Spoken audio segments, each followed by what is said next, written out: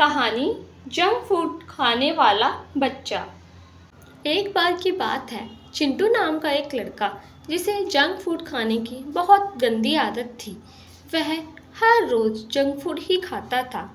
ये सब देखकर उसके माता पिता उसे बहुत समझाते हैं, पर चिंटू को जैसे मानो कुछ समझ ही नहीं आता। माँ, मुझे घर का खाना पसंद नहीं है। अरे बेटा, ये तुम मत बोलो, घर के खाने में बहुत सारे पौष्टिक तत्व होते हैं। नहीं माँ, मुझे नहीं खाना। बेटा, मैं कुछ नहीं सुनूंगी, तुम्हें घर का खाना ही खाना होगा। माँ देख लो, अगर आप ऐसा करोगे तो मैं खाना ही नहीं खाऊंगा। नहीं माँ, मुझे घर का खाना बिल्कुल पसंद नहीं आता। मैं कैसे समझाऊँ आपको, आप मेरी बात समझती ही नहीं।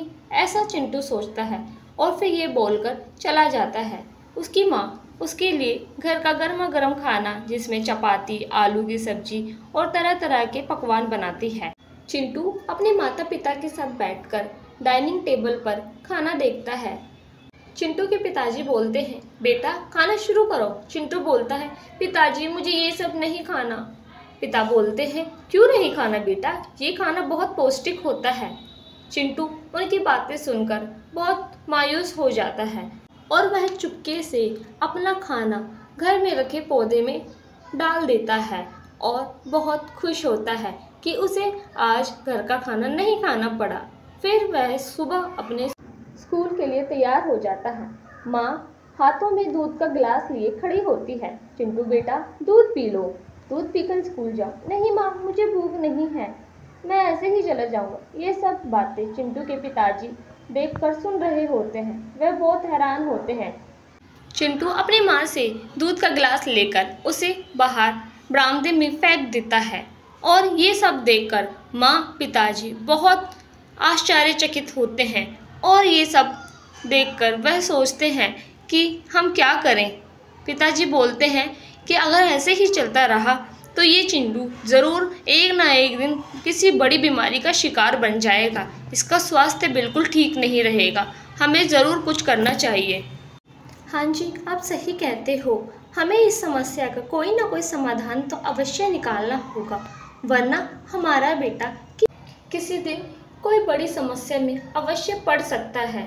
आप सही कहते हो, हमें कुछ ना कुछ तो ज़रूर सोचना होगा। हाँ भाग्यवान, हमें इस समस्या का कोई ना कोई समाधान तो अवश्य निकालना होगा। हाँ, आप सही कह रहे हो, क्यों ना हम चिंटू के स्कूल टीचर से मिले, उनसे हम कोई सलाह लें। और वैसे भी चिंटू का जन्मदिन भी आ रहा है, हम उन्हें इनवाइट भी कर देंगे। अगले दिन वह दोनों चिंटू के स्कूल में जाते हैं। नमस्ते टीचर जी। नमस्ते नमस्ते, आइए, आप लोग आज कैसे आए यहाँ? कोई ज़रूरी काम था क्या मुझसे, या फिर चिंटू की कोई शिकायत है जो आप मुझसे लगाना चाहते हो? मैडम जी, चिंटू जंक फूड की आदत से बहुत बुरी तरह से ग्रसित है, आप कोई समाधान बताइए। हाँ, मैं बताती हूँ। आपने जैसे मुझे बताया कि चिंटू का जन्मदिन आने वाला है, आप मेरी इस तरकीब पर गौर कीजिए और सब ठीक हो जाएगा। अगली सुबह चिंटू के जन्मदिन की सब तैयारियां करते हैं। सारे बच्चे चिंटू के जन्मदिन में पहुंच जाते हैं। चिंटू भी बहुत खुश होता है और वह फिर जंक फूड खाना स्टार्ट कर देता है। ये सब देख उसके माता पिता बहुत दुखी होते हैं। कुछ ही देर में चिंटू की टीचर भी वहां आ जाती है। वह चिंटू को जन्मदिन के लिए एक खूबसूरत तोहफा गिफ्ट करती है और बोलती है, चिंटू इसका अच्छे से ध्यान रखना, जो भी तुम खाओ वह उस पौधे को भी जरूर खिलाना, इसे अच्छे से बड़ा करना। चिंटू मैडम का पौधा पाकर खुश होता है। वह रंग बिरंगे फूल देखकर खुश होकर बोलता है, धन्यवाद मैडम जी, आपने मुझे इतना सुंदर तोहफा दिया। सारे बच्चे चिंटू के पास आते हैं और खेलने के लिए बाहर चले जाते हैं। अगली सुबह चिंटू वो खूबसूरत सा पौधा लेकर माँ के पास आता है। माँ देखो ना, ये खूबसूरत पौधा कितना अच्छा लग रहा है और इसके फूल भी कितने सुंदर हैं। माँ उसके पौधे को देखती है और चिंटू भी देखता है। माँ बोलती है, हाँ बेटा, ये बहुत सुंदर तो है, लेकिन तुम्हें इसकी अच्छे से देखभाल करनी होगी। जो भी तुम खाओ उसके बाद इसे भी खिलाना होगा। हाँ माँ, मैं इसकी अच्छे से देखभाल करूँगा और मैं इसे हमेशा अपने पास रखूँगा। हाँ बेटा, ये पौधा कभी मुरझाना नहीं चाहिए, ठीक है ना? चिंटू उस पौधे को लाकर अपने बेडरूम में रख देता है और फिर मामा देखो ना, ये पौधा मुझे हल्का हल्का मुरझाया लग रहा है। कोई बात नहीं बेटा, इसका ध्यान रखो और अच्छे से इसकी देखभाल करना। माँ की ये बात चिंटू के दिमाग में अच्छी तरह से बैठ जाती है। वह पिताजी के पास जाता है और पिताजी को बोलता है, पिताजी पिताजी, वह पौधा क्या खाता है? वो मुझे आज और कल दोनों दिन ऐसा लग रहा है वह मुरझा जा रहा है। अरे बेटा, मुझे वो पौधा बहुत पसंद है। पिताजी बोलते हैं, अरे बेटा, जो तुम्हारे टीचर ने बोला है तुम वैसा ही करो। जो भी तुम खाओ वह उस पौधे को भी ज़रूर खिलाओ, क्योंकि जो जो तुम खाओगे तुम्हारे शरीर में लगेगा और पौधे को भी ऐसे ही। फिर चिंटू जो कुछ भी खाता वह उस पौधे को ही खिलाता, क्योंकि चिंटू हमेशा ही जंक फूड खाता था, तो पौधे के अंदर भी हमेशा वह जंक फूड ही डाला करता था।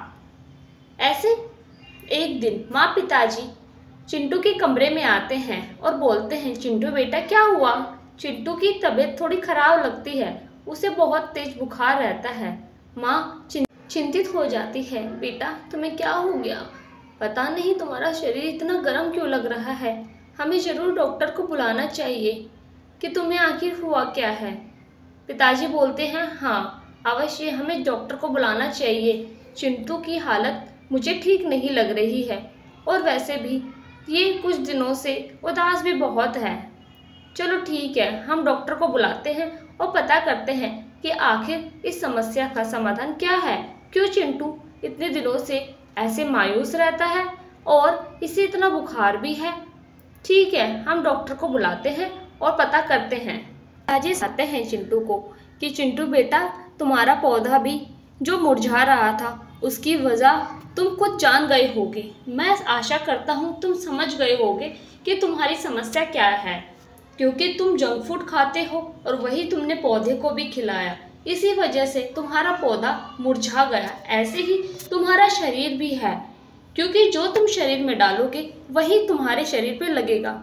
जी पिताजी, मैं अच्छी तरह से समझ गया हूँ कि ज़्यादा जंक फूड हमारी सेहत के लिए कितना नुकसानदायक है और मैं कभी भी अब जंक फूड नहीं खाऊंगा, हमेशा पौष्टिक खाना ही खाऊंगा।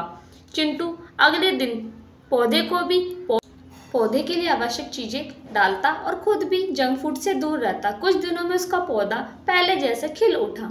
सीख, हमें कभी भी जंक फूड की अति नहीं करनी चाहिए, क्योंकि यह अति हमारे लिए हमेशा नुकसानदायक होती है।